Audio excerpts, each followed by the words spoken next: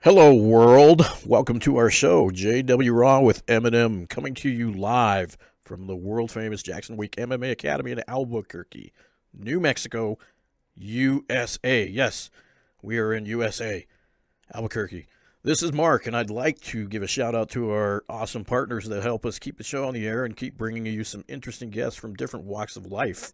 Our fighters and athletes are constantly on the lookout for products that will provide a legal performance edge. Legal performance edge, yes. A couple years back, we came across a nutraceutical company that has an incredible technology. Since then, many of the fighters who train at Jackson Wink MMA Academy have been using their products with astounding success. Unlike most sports performance companies, this company began selling their products through doctors. Their unique technologies help the body heal and maintain exceptional health. For this reason, their products are recommended by doctors worldwide. Yes, worldwide. So how does this translate to sports performance? The truth is, you will never be stronger than you are healthy. How many times have we heard of star athletes who miss a big competition because they're out sick? The same technology that is used to boost the immune system and to detoxify, nourish, and rejuvenate the body is the same technology that boosts strength, endurance, and even cuts unwanted body fat, because we don't want to get fat. We are pumped to finally let you know about our best-kept secret here at Jackson Wink MMA Academy. The company is called RNA Sport. You can find them online at rnasport.com. Again, rnasport.com. Look them up. RNA Sport creates incredible sports performance formulas for elite athletes. Our fighters use and love these products. One of the most important things to know about RNA Sport formulas is their ease of use. It's very easy to use, yes. No more messy powders or hard-to-swallow pills. RNA Sport formulas are delivered directly into the body in a simple-to-take, great-tasting sprays. With high absorption, RNA Sport formulas can be taken immediately before a workout or competition with no lag time. RNA Sport formulas support increased strength and endurance, reduced joint and muscle fatigue, improved recovery, a healthy immune system, optimized metabolism, and a whole lot more. RNA Sport provides benefits and technology unlike any performance products you have ever experienced. I highly recommend you to check out rnasport.com and use their products. They will take your performance to the next level. In our next podcast, we will review the amazing benefits of their specific formulas. JW Raw is happy to also have Fireteam Fit as a longtime sponsor.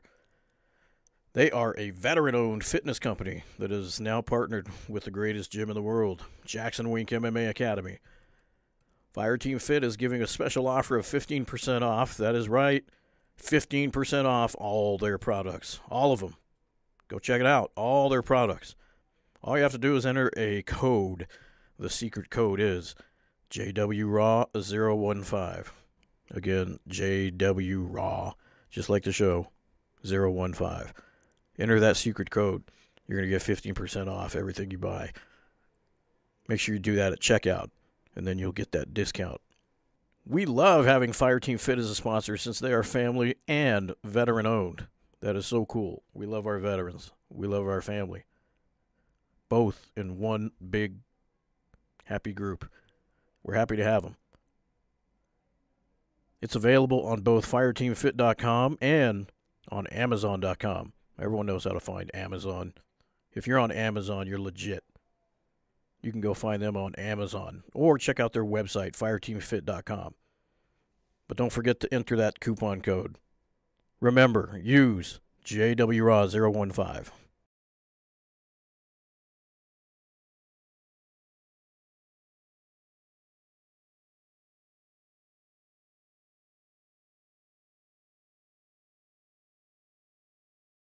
You're listening to JW Raw with Eminem.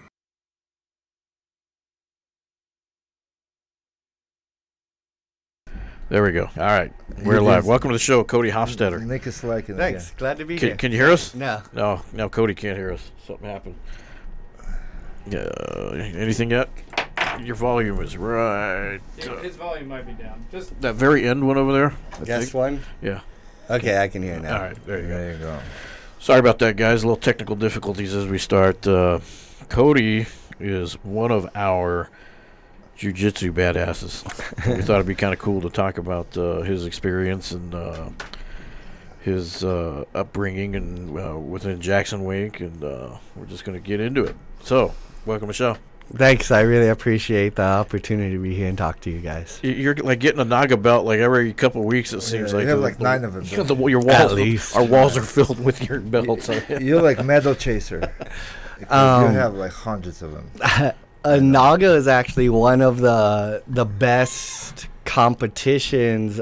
Since I've been a white belt, they've had Nagas, so it's been consistent within my. I started in like 2007, so for the last 11 years there's always been a Naga. Especially they come here in town twice a year or something, right? So they just started coming to Albuquerque 2 years ago, and I've won every Naga that's come here, and I'll continue to win every Naga that comes so here. You're that guy that shows up and everyone looks at it and says, God, this guy freaking wins I gotta beat this guy. You're the guy to beat. It's my You're the town. GOAT. Yeah. That's awesome. So Worlds is coming up in California, and you're thinking of doing that. There's no gi, because they just had the World's gi in Vegas, but I guess it's no gi coming up in Anaheim. No-gi Worlds. So you're gonna do that too. Yeah, I'm excited. Man, the wrestling classes here help a lot. One thing I'm gonna start doing in addition to the sparring class, the sparring wrestling class, is staying for Coop's technical class. Yeah, word's starting to get out that his class is legit, and so you get he's a Division I wrestler, man. The kid knows what he's doing. Yeah, man. Division I. Don't mess with those guys. Yeah. So you come from humble beginnings. Tell us about how this all started. How did Cody come to be? Well, regarding martial arts, kind of keep it as short as possible. Man, I was a loser when I was a kid. I never played any sports, and I was into just watching TV and smoking pot and not doing anything. And when I was a teenager, man, maybe 14, 15, me and my friends would get a bunch of different martial arts books from used bookstores and beat each other up in our backyards. And I wanted to get better at beating up my friends, so then I started training, and that and watching Bloodsport kind of opened the floodgates. And if it wasn't for that movie, I'd probably be in college right now or something. So what you're saying is, thanks, Jean-Claude Van Damme. Exactly. You kind of self-taught yourself. Although that's one of the best movies ever made. When it comes down to martial arts competition. I mean, even now, if it's on, I'll watch it. And it's one of those instant classics forever. There's some great scenes in there, for sure. So yeah, you can't watch that and not want to get into that stuff. So you're in the backyard training with your buddy, and then you said, we got to take this a little more serious. Let's get some formal stuff. There's only so much we can learn from Bloodsport. Yeah. Cool meet that. And instructional books. This is before YouTube, so yeah, I'd watch VHSs and practice katas and stuff. Where'd you find those videos? Is it, in the video store or what? Yeah. In Texas, there's a store called Half Price Books, and they have any sort of used media you could get. That's cool. So you could find a lot of kind of rare out of print stuff there. And man, I used to be a delinquent, so I would go there and steal a bunch of books or steal a bunch of videos and stuff. But so they're still worn out for you out there in Texas somewhere. Statute of limitations. But through martial arts, it taught me how to be a man and how to be virtuous and how to be honest and how to work hard and set goals. So everything I have today, I owe to martial arts, to my training. Likewise. Likewise. So when you started doing your formal training, was it with Gracie originally? Oh man, no. So I was pretty poor growing up, and I had awesome parents that, like, I didn't know I was poor. They always took care of me.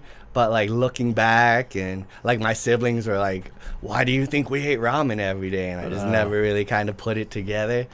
But so I started training in Wing Chun Kung Fu, and because I'm a huge Bruce Lee fan. Tao of Jeet Kune Do is like one of the best books ever. I think everyone should read it.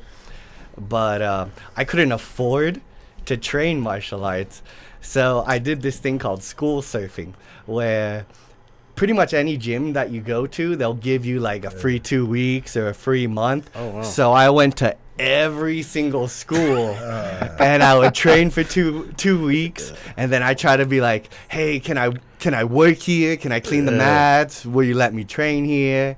And for the first 2 or 3 years of my beginnings, I probably trained at like 20 different schools. Damn. Any martial arts gym that you go to in San Antonio, Texas, I have been there and they will know me.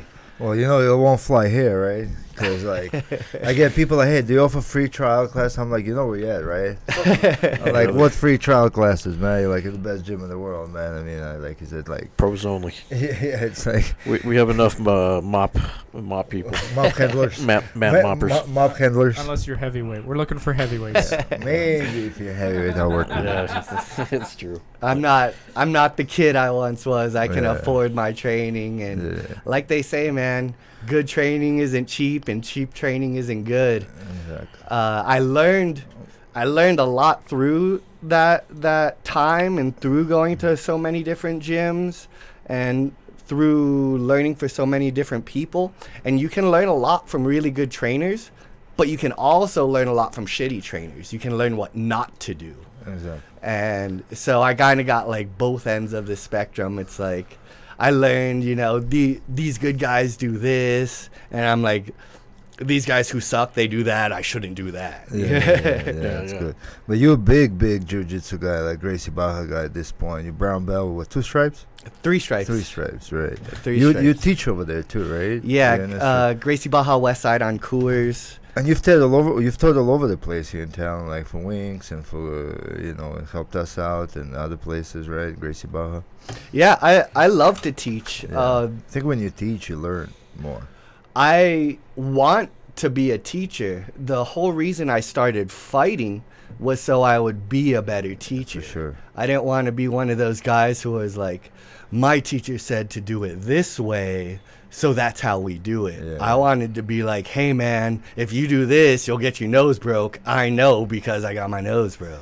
Yeah, you got to be very open-minded to teachings and to help and to seeing how different people teach different ways. There's no, the way I always say it, I mean, yeah, there's wrong things that you can learn and there are wrong things you can show, but, it's like you'll have like Andrew Tennyson, right? He's so passionate about teaching too, right? And he's like, he wanders off like so far in so many different ways, right? It's his style. Then you have Coach Greg, it's his style, So there's so many different ways of doing the same things, just in different ways.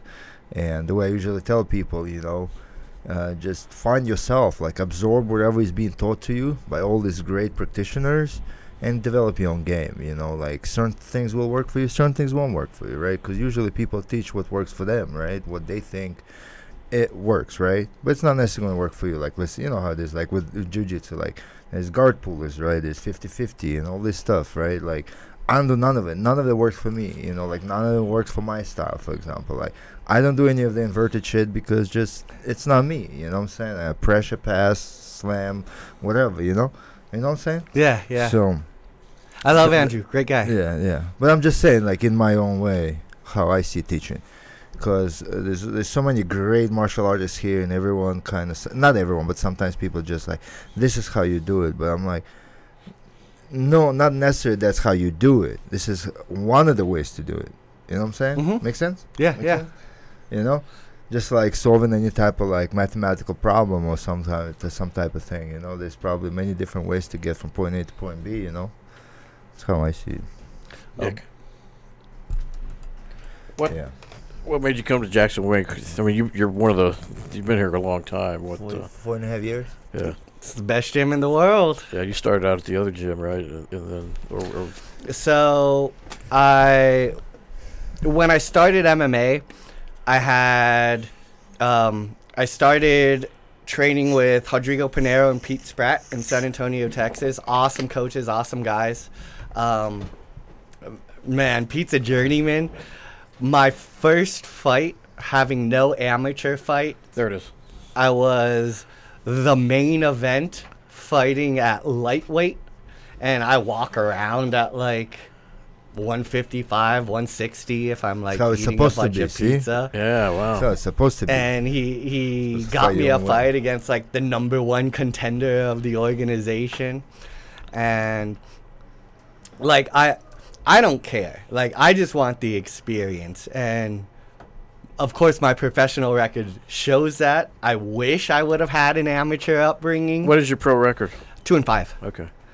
and it's always been. I've always had to find my own fights, taking fights short notice. Yeah, it's tough. Everyone who I always fight is like the hometown guy who's, but you know it's fun, and my students will be able to learn from my mistakes to learn. Yeah, sometimes records are misleading, man. They really don't tell the story, really. I mean, they kind of do tell the story of like a struggle and stuff, just looking fights, taking short notes, like you just said. We see that a lot at the gym, right? You Yeah, even fought on a couple of our Jackson Week for the fight nights, right? Yeah. Sometimes fighters that just rush in, you know, and just take whatever is available. After my third fight, I got knocked out in like 10 seconds. And When I you got was your nose broken, right? That's Jesus. the one. oh no that There's was another one. That was a different one. yeah. There's so many. So get knocked out, Cody. Cody. You're better than that. So when I was in Texas, when I was in San Antonio, I was 0-3, and I was like, if I want to teach martial arts, I need to start winning, because like, how can I teach? Like, how can I be a man of virtue and teach these skills if I'm losing? So I just packed up all my stuff, sold what I could, and drove here, moved here. And I didn't know anyone here. I'd never been here before. It was either going to be here, American Top Team, or Team Alpha Male, back when Bang was coaching there. And I'm so glad I didn't go there because he left right after. But yeah, so I moved here. And this was back when it was at the Acoma gym. Yeah, of course. And it was invitation only. So first I went to the old Jackson's, the one on Candelaria and Eubank, Oh, the wow. amateur gym. Yeah. I walked in there, and I was like, you know, hey, I'm a brown belt. I've had a bunch of fights. I'm a black belt in karate. I want to get to the main gym. And they were like, well, you have to start over as white belt, and you have to be here for a certain amount of time. That's for Greg Jackson's system. I'm assuming they were talking Yeah, about. yeah. Okay. And from there, I went to Wink's gym, and when I went to Wink's gym, Wink was there. Yeah. And I talked to him, and I was like, hey, man, this is what I want to do. And he was like, okay, cool, start training here. I'll see how you do. You got the grappling. Let's do some striking now. Yeah. And he was like, I'll see how you do. And after being there for like a week, I started teaching there. After being there for maybe like 6 months, I became the manager there. Wow. It was a really good time in my life. I really appreciate Coach Wink. I have a crazy amount of respect for that man. Yeah, you and the rest of us. And he would give me private lessons every week. And after training there for maybe like a month or two and getting beat up by a bunch of teenagers that he had training over there, then I started being able to go to the Acoma gym. And from there, I just grew and grew. And yeah, and now I'm here. That's cool. That's a good story. I like that. So from the humble beginnings of the backyard to the greatest gym in the world, just like that. Yeah. With a few misdemeanors. that are past their. We're not gonna worry about that. So you're training. Where are you doing your? Are you doing any grappling training anywhere else, or is it you just doing everything here? I do my wrestling here. I train my jiu-jitsu at Gracie Baja. Okay, so you are with Gracie now. Yeah, I teach there.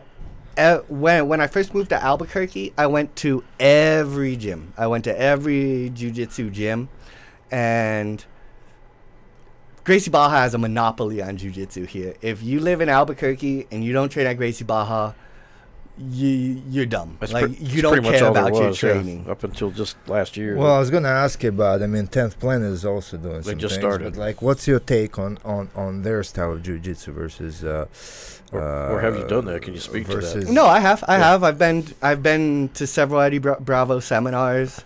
I'm friends with a lot of the 10th Planet guys. I look at it this way: they have a brown belt instructor at the 10th Planet Albuquerque, and great guy. Cool guy. We have, I think, like 28 black belts at Gracie Baja. Lots of a variety. lot of them are world champions. Yeah. You know, I love Nogi. You know, I love Nogi more than Gi. But I would rather learn from Barata and Chusa any day than, and, you know, I want to learn from a 5-time Nogi world champ, not, you know, a brown belt. I'm a brown belt. Yeah, that makes sense. Yeah, that totally makes sense. I get it. See, for me, man, like I'm not more, you know, I like gi, I like both, so that's why, like, I want to learn both, you know, both styles. I don't like the stalling in the gi. I don't like all that worm guard, where it's like, I'm tired, I'm just gonna tie you up and wait. And I'm trying to get better it's something at it. It's something to deal with, though, you know, some to fight, you know, Yeah, because it yeah. just it's different. It's different. It's And it different. opens your mind up. Different goals, different challenges, different approach, you know. And I think it makes your gi better. I mean, your gi obviously makes your no gi better, and vice versa. No gi makes a gi better. So, and I'm not much of a guard player. That's why I don't like that, all that, you know, stuff. So. I just started pulling guard in competition. I never did. White all the way to brown belt. I was like, it's dishonorable. A man needs to fight on his feet. No, I never was, never will. And I was kind of like, I'd rather lose an exciting match than win a boring match. But going into my black belt, I know I have to change that, and I have to be more of a strategist. One thing that Musashi says is like, a warrior lives to fight, and he fights to win. Yeah. Okay, so more importantly than just fighting every opportunity that I can, which I do, it's winning, doing whatever it takes to win. So I've been working on that a lot more. I've been learning a lot more of the modern jiu-jitsu and trying to play more spider guard and worm guard, 50-50, all that stuff. And you know, I need to learn it because when I have my own gym, I'm going to have to teach my students that. Why don't you give us your take, kind of talking about that a little bit. What's your take on the difference between a martial artist and a fighter? Prize fighter. Smoker. So anyone can be a fighter as long as they fight. Street fighter. Yeah. Especially here in Albuquerque, everyone's a fighter. Oh, yeah. I think a martial artist is perfecting himself. The martial arts are a conduit for making the world a better place, for improving themselves and improving the environment around them. And the same way that, you know, everything that I've earned in my life, I've earned through martial arts. And, you know, had I never found it, I'd probably be like in jail or something right now. I want to share that. I want to make that same impact in other people's lives and turn other delinquents around into learning the importance of, you know, honesty and hard work, character, all that stuff.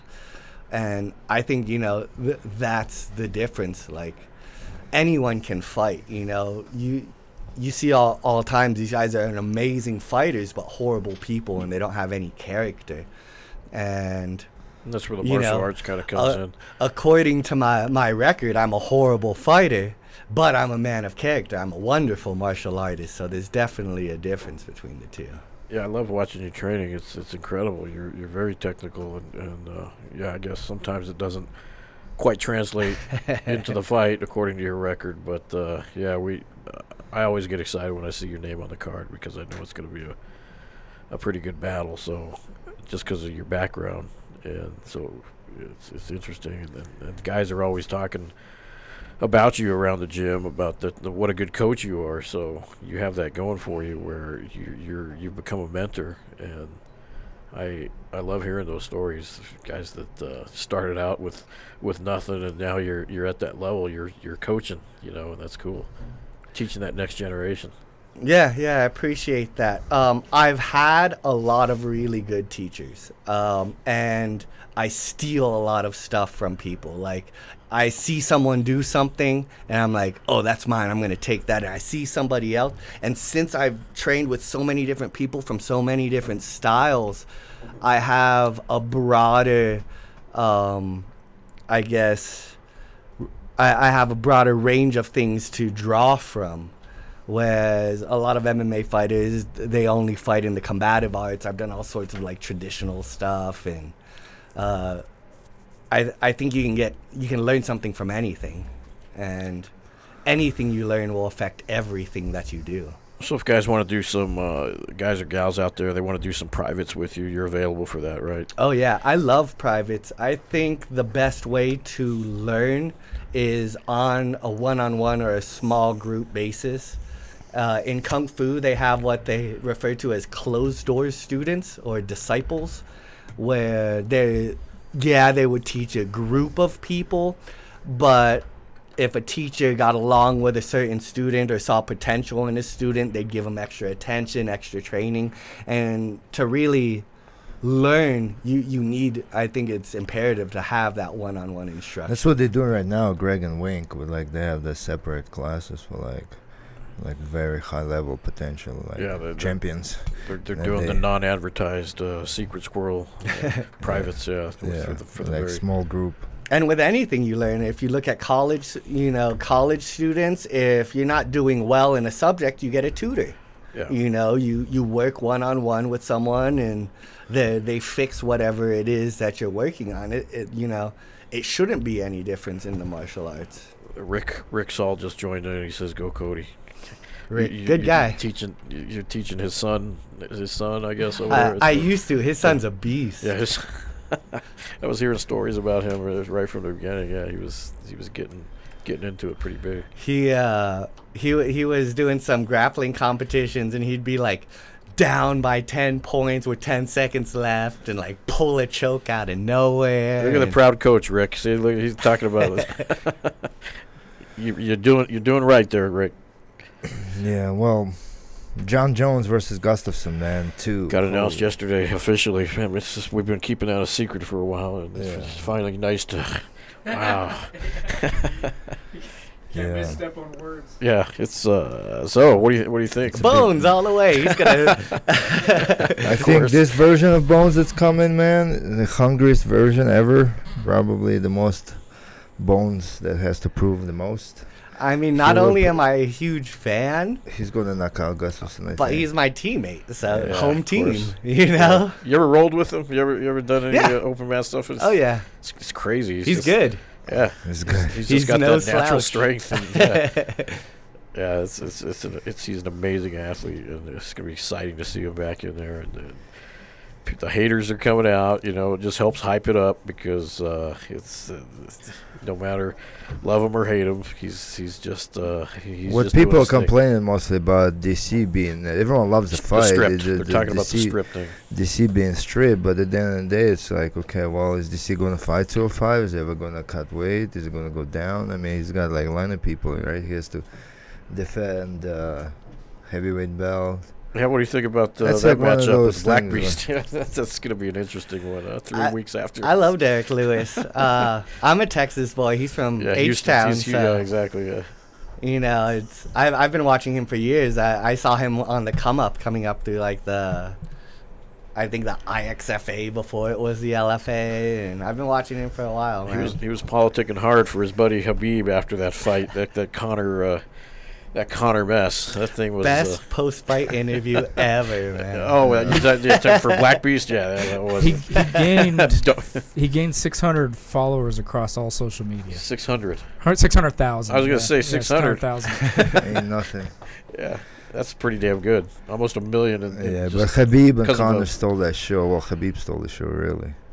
So listen, I don't blame Khabib for what he did after. No way, no. Knowing these guys and training with them and knowing what type of culture they come from and things like that, I don't blame them for anything, man. They push wrong buttons, man. I don't think it's going to be over anytime soon. His dad came out with a statement the next day or a couple days later saying, "I'll take care of it." You know, he didn't represent well. I like how Putin, we got to pull that video. You know, Putin. Khabib met President Putin. And Putin told his father, "Please don't punish him too hard." It's funny. Yeah, but it's like he's a national treasure, Khabib, at this point, man. Really, man. It's like he's so humble and so down to earth. We might get blocked from playing that, bro. Probably. I don't know. Just leave it. People have seen it. Those that know. But anyway, go watch the video. Yeah, it's pretty impressive. And, meeting with Khabib. Putin, Khabib, and his dad. Telling because everyone was making like, oh, you know, when Conor met with Putin, you know, like, oh, look at this, but. Oh, look at that. I like Putin, man. I think, like, instead of going to war, I think we should just have, like, Putin fight Trump in a cage. Oh, shit. Well, you know who's going to win, right? Exactly. This is how I always thought when, like, there's the title match. In that case, we'd have to get Tim Kennedy to be our president so he could keep up with someone like a Putin. Imagine it would be like the election would be based on like what's your martial arts background. It's like if you can stand for yourself, you can be president. Like that'd if you don't have that, it'd be best. Yeah. Guys like Tim Kennedy would win the elections. Whole bunch of catchweights. Yeah, because I think it should be instead of sending innocent boys and girls to the war, you know, whenever they start conflicts, have the leaders duke it out. Yeah, duke it out first. Like how duke it out first. If you're so tough and you're so badass, go show how it's done, right? I like how they did it in Troy when it was like the best warrior from this country and the best warrior from this country. They fight. Let's do that, you know. Instead of having like 1 million people killing each other, just kill one. Get number one. Yep. Number one against number. And how fun would that be to watch? That'd be crazy, you know? Man. Every country behind the one guy. Go! Don't die on me. Well, it's kind of just happened actually. Russia versus Ireland, actually, if you think about it. I mean, although it was happened on the strip too. All those fight videos after the fight. Yeah, man. In the hotels, in the shops. Yeah, there was all kinds of stuff that Vegas police were definitely going crazy that night, trying to break up shit. Yeah, I'm surprised no one died. Hooligans. It was a tough call for Dana not to give him the belt in the cage that night, and it left a lot of confusion in people's minds because, like, the whole image of it is tough. But I mean, I guess I see Dana White's point too. If you strap that belt on him, there could have just been even more riots. But you know, I feel bad for Khabib that he didn't get that. Well, Khabib just said because they're gonna fire his friend, one of the guys that jumped in the cage. Khabib said, if you fire him, you're gonna lose me too, and you can keep your belt, your money, and everything. I'll just walk away from it. Yeah, they did say. He just said that, you know, because he says, how come you haven't, you know, when Conor attacked the bus, no one got fired. You know what I'm saying? No one got fired, right? Yeah. So why? He got arrested. Just Conor though, and just some guy. Yeah, it's a tough call. I mean, obviously, Dana has been on record that Conor gets away with more than just anybody else. So I mean, I do not agree with politics and doing this crap talking, bro. There should be a line drawn, you know, somewhere, man. Like you can't touch someone's family. But you never heard that until Conor came around. No, there were instances. No, there was. Remember that? No, there was in pre-fight with Michael Johnson and Gaethje, when Michael Johnson was talking about Gage's mom, and that she gave birth to inbred and blah blah blah. Like how do you dare to even say things like that to another person publicly? You know, like this is type of things that you die for. You know what I'm saying? Your mother, your family, your country, whatever, things like that. You can't. That should be off limits. You want to talk about my skills and some other things and stuff like that. Like, what's the difference if I, you know, if you can't, you know, offend like gays and lesbians and other things, you know, and you use like racist words and stuff like that, but you can call someone what Khabib was called and his father, and you can call someone a terrorist and this and that, and how's that? It's such a double standard, man, beyond belief, man, the way I see it. Yeah, there's a lot of conspiracy videos coming out now about Khabib's connections to that dictator out there. I think fighting is entertaining enough as it is. Like, I understand like the politics and the entertainment is trying to like broaden how many people watch the fights. Pull the mic a little bit more towards you, will you?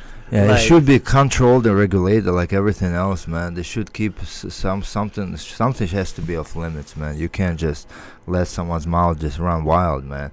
People, they're just words, man. No, it's not just words, man. Words start words, right? That's where it starts with, right? With arguments and things like that people get into each other's head by what? By talking, by saying things, right? So how can it be overlooked, man? That it's very hurtful, man, especially when men come from where they come, the men of honor, man. You just don't say things like that. Well, if you've seen every Khabib's fight, he's so respectful to every single person before the fight, after the fight, unless he was touched a certain way, you know. So let's get another martial arts take on it then. I mean, true martial artist. He's a martial artist. I mean, are you just gonna take it, or is there a breaking point? Like, obviously, Khabib had that breaking point.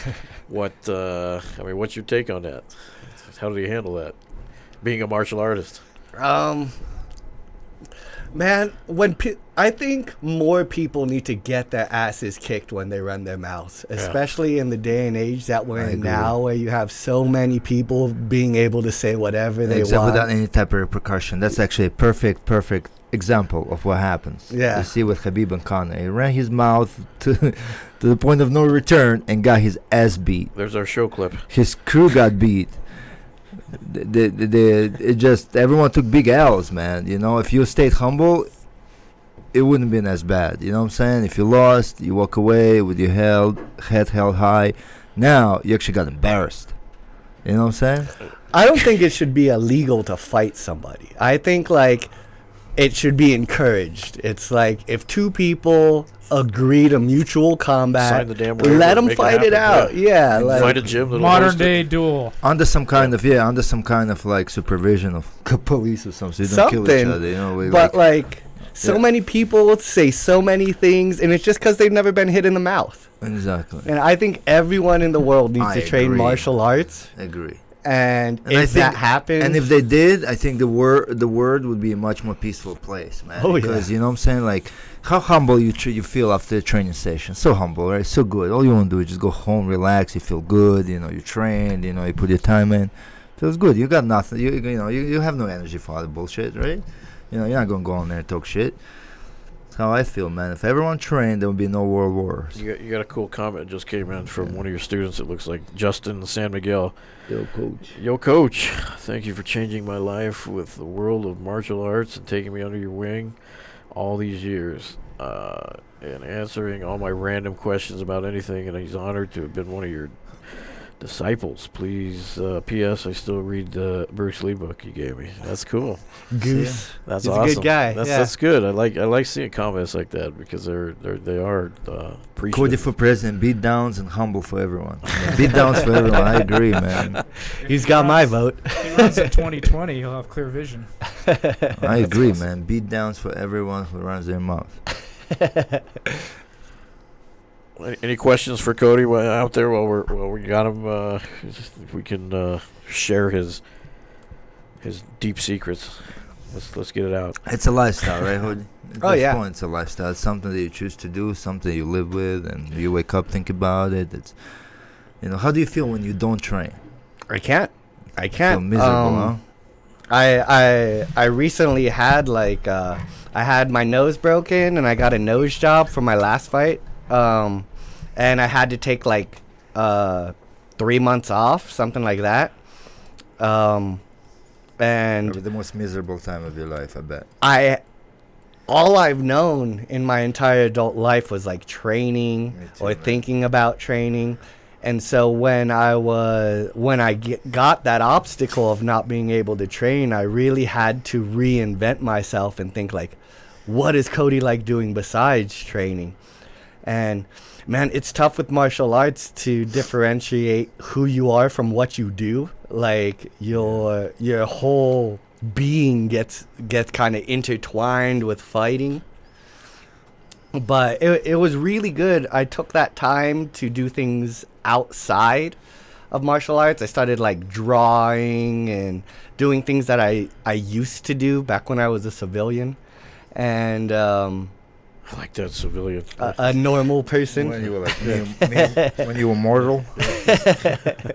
And now that I'm training again, I realize that you need other things. Like, you need balance. And it was really hard for me to find, and it's something that I still work on a daily basis of trying to find other things.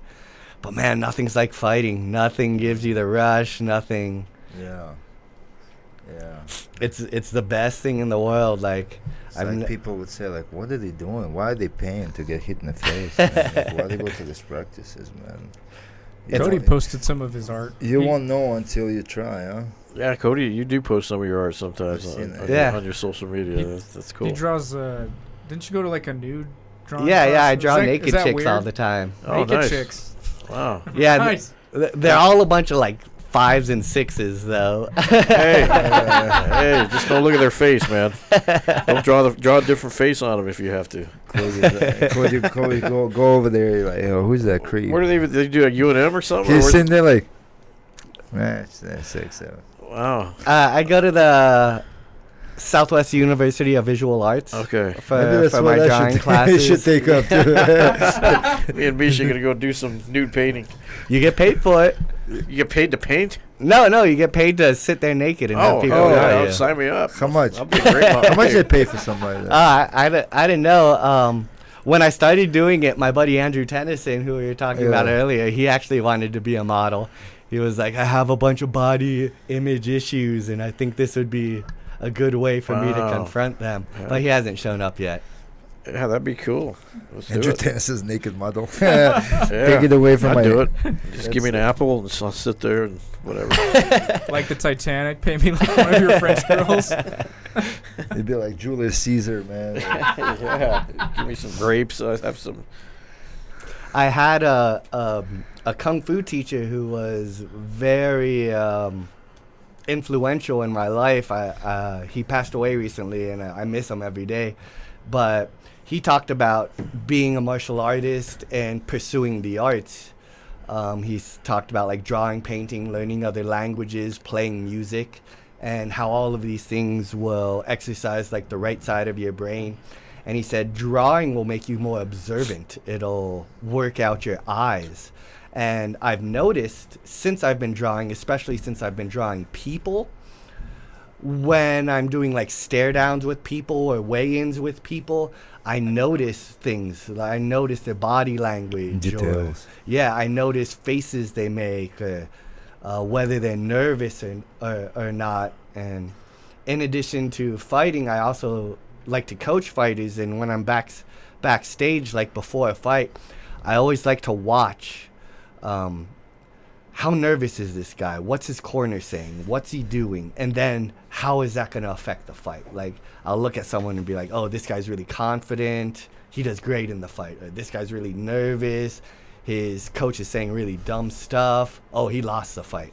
I'd like to get to the point where I do it so much where I can just tell. I can look at somebody's demeanor and just be like, that guy's going to lose or that guy's going to win. Although it's a work in progress. Wow. Not there yet. You mentioned Tennyson earlier, and he's another great grappler guy that we love having him around. You have something in common, and that's the coaching thing down in China.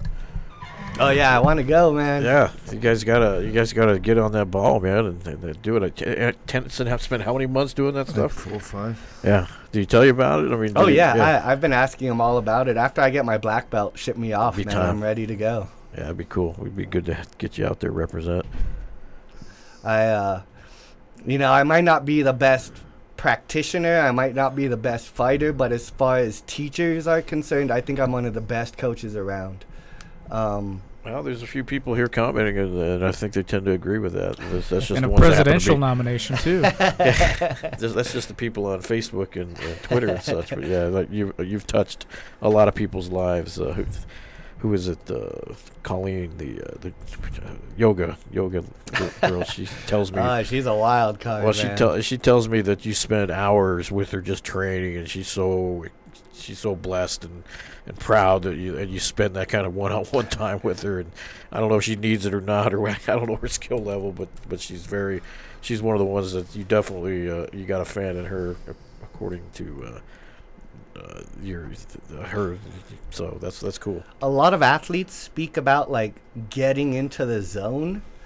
When I teach, I feel like this like divine inspiration where something beyond me is teaching through me. Like I automatically have all the answers to any questions, and sometimes my answers will even surprise me. Like Wow. someone will ask me something and I'll be like, oh yeah, you just do this, this, and this. It's like, where did that And come then from? like a second later, I'm like, did I just say that? That's a great idea. Wow.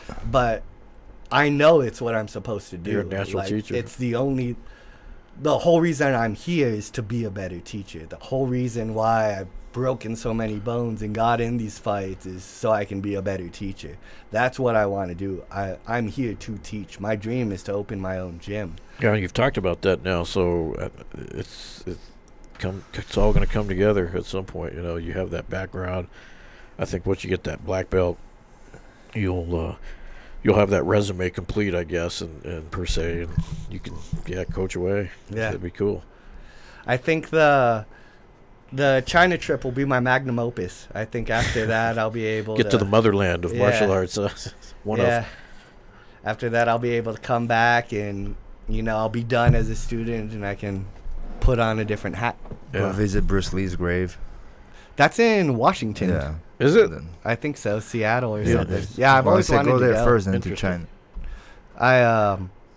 I actually got invited from one of my old teacher's students to go to the Inisano Academy, so I'm pretty excited Where's about that at? What is it? Dan Inisano, one of Bruce Lee's students, he's like 80 years old and he has like 100 black belts or something crazy. Jesus. He's like a living legend in the martial arts community. He has a gym over there. Over where? I think it's Marina Del Rey. Jordan Wright Oh, used to California. train over there. Good old Jordan. Whatever happened to Jordan? The Beverly Speaking Hills of, Ninja. He'll come back soon. So I'll give him a shout when I'm out there. But I'm gonna try to stop by and get some training there around the same time I go to Worlds. Cool. So yeah, You've been to Worlds many times, right? How's Yeah. that? How's that feeling? Like, what is it like? I wanted to go at one time, at least. it's cool to see like all the big names in the community, Yeah. and man, everyone in the martial arts community, I see them like as like superstars because I'm a fanboy. Yeah, me too. But I'm more fanboy of jiu-jitsu than like MMA fighters, for example. But they're so humble. They're so cool. My first mundials as a white belt, I was like watching all the black belt, and Henzo Gracie came over and sat next to me, and I was like, Henzo, I'm a huge fan.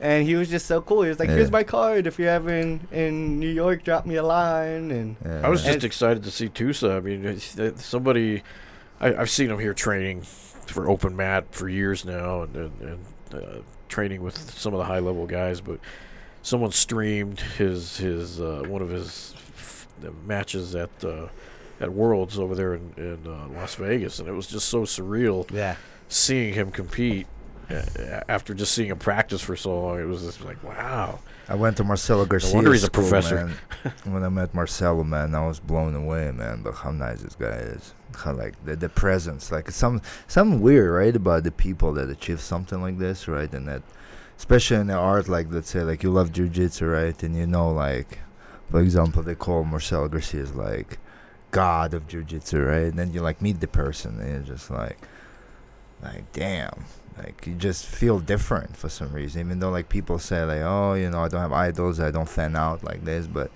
you can't help sometimes. You have feelings too, like you'll meet someone, and especially if you like watch them and watch the instructionals and watch so many things and then meet them in person, right?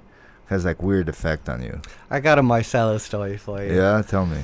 So when I was a blue belt, I was training in McAllen, Texas, and they brought Marcelo in for a seminar.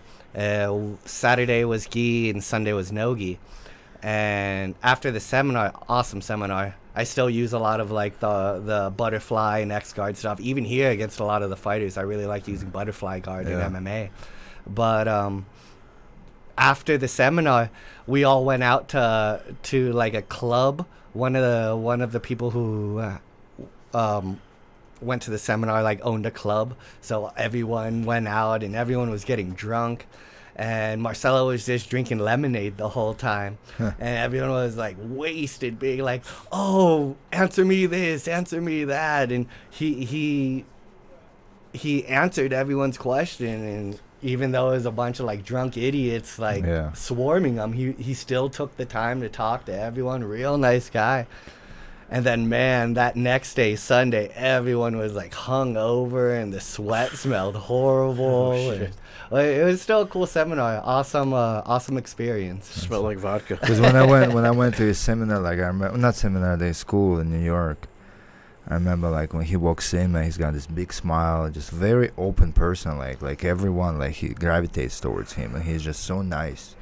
He'll like approach, if you see a new face, he'll approach and shake your hand, you know, and say hi, nice to meet you. Nicest guy ever. Yeah, he'll hear your story out, he'll hear you out, you know, like little whatever, you know, your communication. And damn, he's a ball of muscle, man. Like you look at him on the TV or whatever, right? He's just like looks like a normal dude, right? But you meet him in person, man. I remember like took a picture with him, put my hand over him.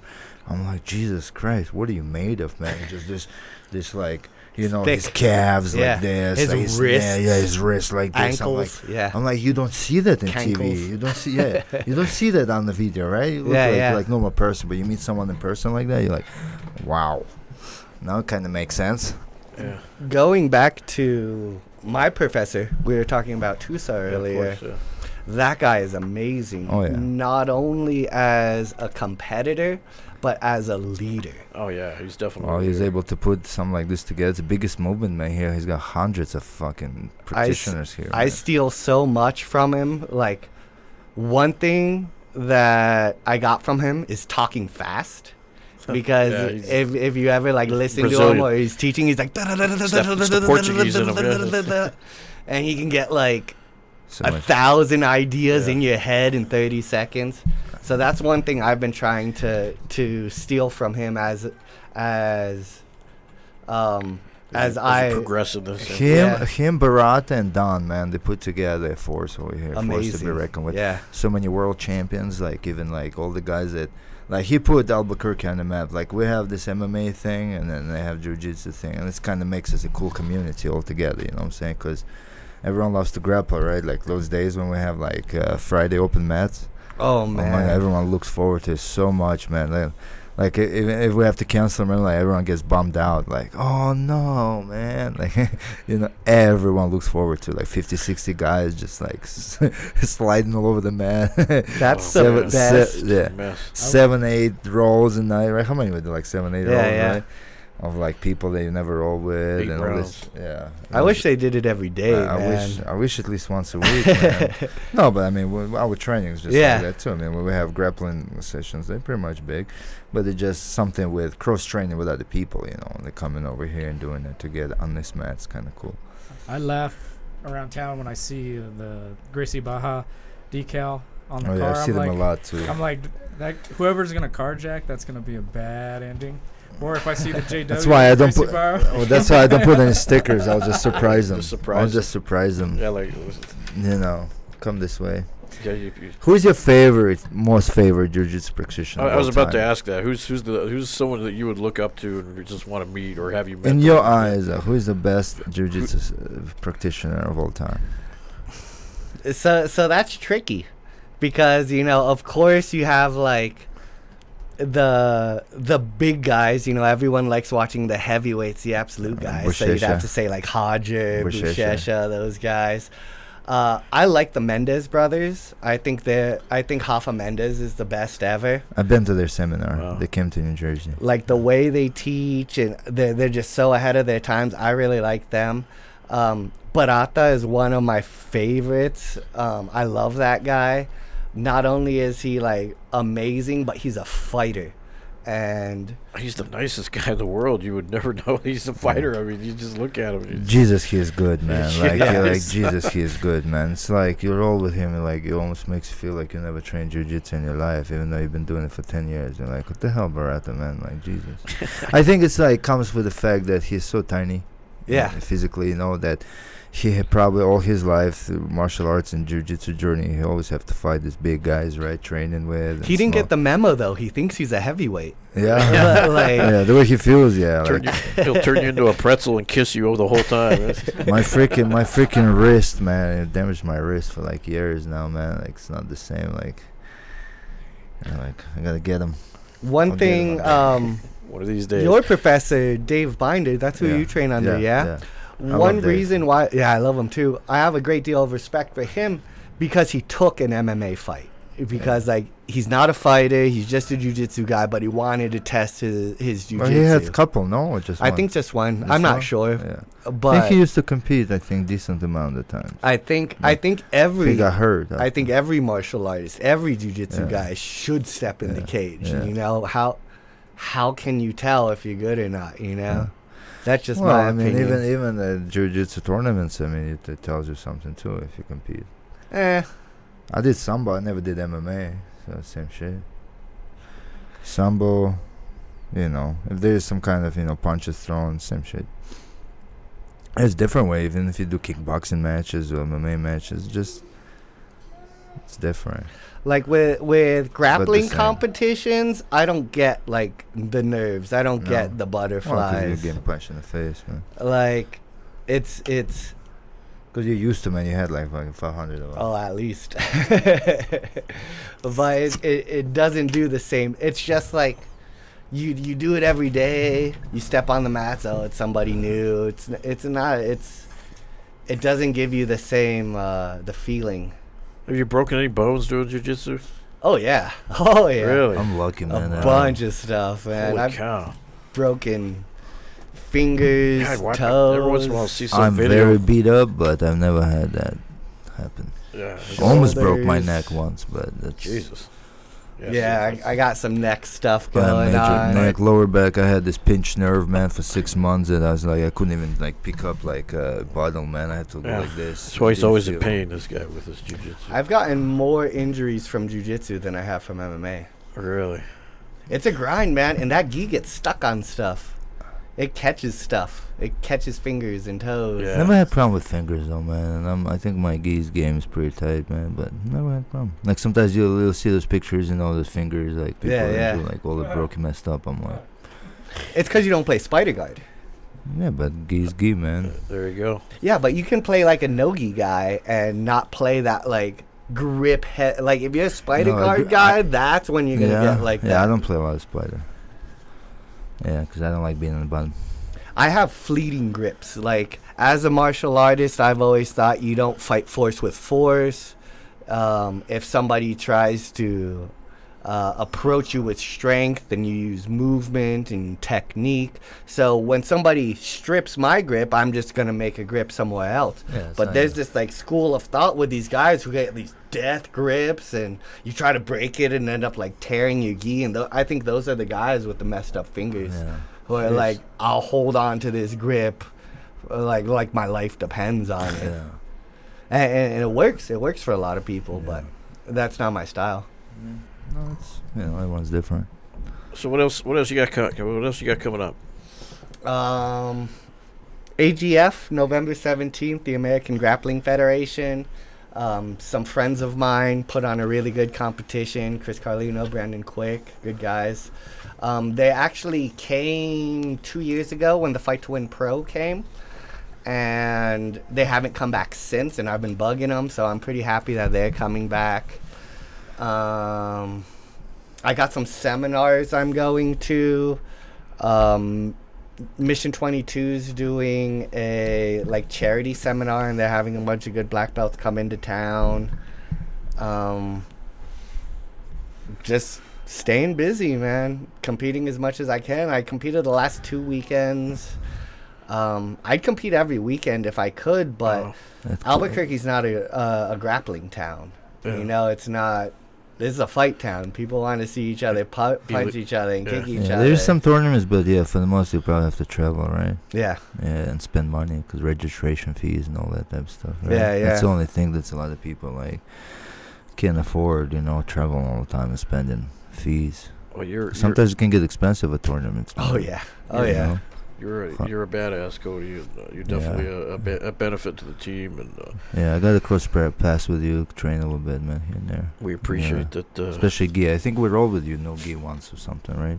I think Maybe. a while ago. I'm sure. I think we did. So you are available for privates. So the guys take advantage of him because he's a wealth of knowledge. I mean, Oh yeah, that tournament. Let's bring up the last tournament, the Gracie Barber tournament. That was funny stuff, man. So you went against. You had like 2 or 3 matches, right, with the same guy because the breaker was small, right? Yeah. And you had the guy tap out due to puking. DQ from vomit. Yeah, tell us all that. We kind of talked about it off air. Yeah, like, yeah. What was the story with that? So you and him go head to head all the time, I guess, right? Ran Weathers, a He's good funny friend guy. of mine. Ran, Yeah, there you go. all the time. Come on, Ran. he has the biggest man crush on me ever. Does he? Hilarious. He wants to beat you. But we fought twice. The first time, I took him down, like kind of surprised him. I like club doubled him. I hit him. I double legged him. And I know he can't pass my guard, so I got my 2 points, and then I just pulled guard and ran the clock. So I won the first match that way. And this is kind of what we were talking about earlier about like how I'm trying to be more of a strategist and sportsman and win boring matches instead of fighting to the death. Because there was a lot of stalemate there in that fight. Yeah. But I was ahead on points, so Yeah. that's jiu-jitsu. Yeah. The second match, I guess he was still tied from the first one, but that one I really felt like wrestling. Because those are like 8 minutes, right? Yeah. You went 8 minutes. Yeah, brown belt's a long time, man. And yeah, I was just putting the pressure on him, and I guess he's not in very good shape because he threw up all over the mats. I remember like his coming off the mats and holding his mouth while puking and all that stuff. You know, like pea soup. No, like the whales. You know when they like. So it's like from both sides. When they expel. He's running geez. to the trash can through the people, and his. It stinks. I was like, yo, man. Who's cleaning the mats? Yeah. Well, sorry, bro, putting you on the spot. That was fun, though. Sorry, But, Ran, but it happens. Deal with it. If anyone got that on video, send it to to me. see it. Because I'm still looking for someone. Somebody's got to get Was that it. here? That's a blooper. Yeah, that's the one. shit, That's the one I competed. So we have it. Okay. That's right. Yeah, Well- Misha's the heavyweight champ. Yeah, I know you wanted to go against me, but I'm like, I don't want to go against my own teammates, man. Like, especially people that I know well, like from here, like. Excuses. No. See, here we go. I'll kick your ass. Come on, Brown versus Brown. Let's see this. Come on. I think we got to make this happen. No, just it's like whatever. But let's wrap it up a little bit. But give your information so people can follow you and track you down for any kind of private. I am a heavyweight champ, bro. Yeah. Just got to me. He does have the gold, so I don't know. I'm not as savvy in my social media as I should be. I have an Instagram and a Facebook, Cody Hoffstatter, just my name. I'm on there all the time. Please follow me.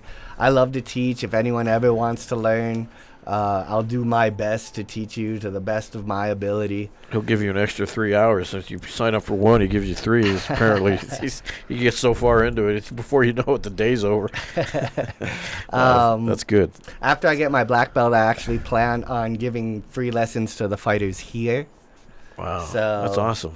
Just How trying cool to of be you. part of the team, you know? Well, you're already part of the team, but yeah, that's kind of going above and beyond there. That's awesome. But man. yeah, that's about it. Cody Hoffstatter Facebook. I don't have like a fan page. It's my personal Facebook. I'm on Instagram. If anyone wants to like sponsor me, give me free stuff, I'd happily promote you as long as it's something that I can agree with. That is important. That is important, guys.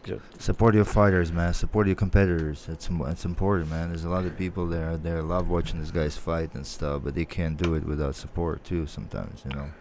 We do have our sponsors that support us. Fire Team Fit.